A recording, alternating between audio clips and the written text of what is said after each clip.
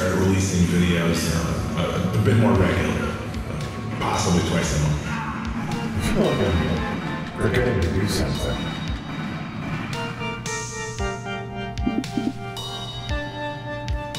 I just can't put my finger on it.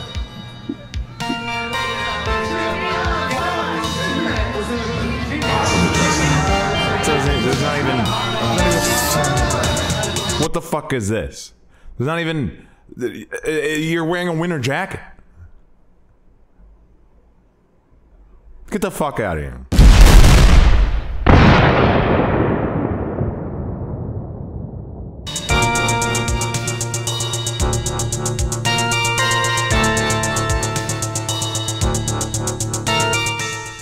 So we get a lot to catch up on. The last year I've been sharpening the key gameplay loop of SWORDCAR.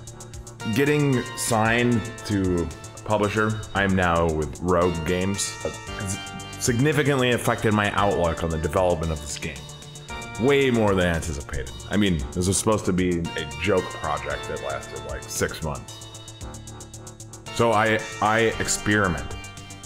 I iterated over many different controls, abilities, enemies, and, you know, some of it was a little, interesting. A little wacky.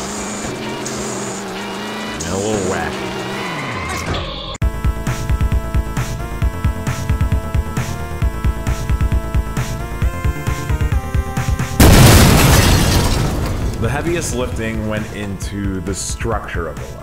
SWORDCAR moved away from being a time-based, almost racing-style game. Something more along the lines of character action game structures, complete with even moving away from calling the levels courses. You know, first we fight in Arena A, then travel through Hallway B, fight in Arena B, travel through Hallway C, then, you know, you fight a boss or have some set piece. It's a Jesus Christ. Ground floor, can you tell? It's a tried and true structure. And with the physical nature of my game, I knew I could make those hallway sections a bit more compelling. I tried a lot of tools to help make what I am calling the expressways. Easy Road, Road Architect, Blender Curves, Sebastian's Road Generator. They all left me with something to be desired. And I finally landed on making my own tool. Before making this tool, the most effective solution was using Blender. I took this simple shape and put it on an array and a curve modifier. But, I mean, just look at the triangle count.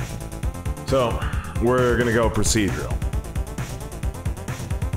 This shape consists of 12 vertices per cross-section. The first part is the road, which has some offset from the center vertice of the path. Then the curve has its own vert and shares with the road and the wall as well. And the wall has some height, the wall has some thickness, and the bottom has another height. And all we have to do is make another copy of this cross-section somewhere else, and then link the verts to their corresponding points. To make a face on a mesh requires 3 vertices. So what we need to do is take this first cross-section and draw a triangle between itself and the next one. Using Sebastian Lig's Bezier curve system, we can sample points in world space that use the curve as an anchor point to put all of these sets of vertices together. Using an in-engine system is great because other things can sample the curve too, for things as far-flung as navigation, tracking where the player is, and moving the camera. I know that I've glossed over this, but as you can see, this is a whole video. This is a whole series of videos. Thanks for watching. Love you, baby.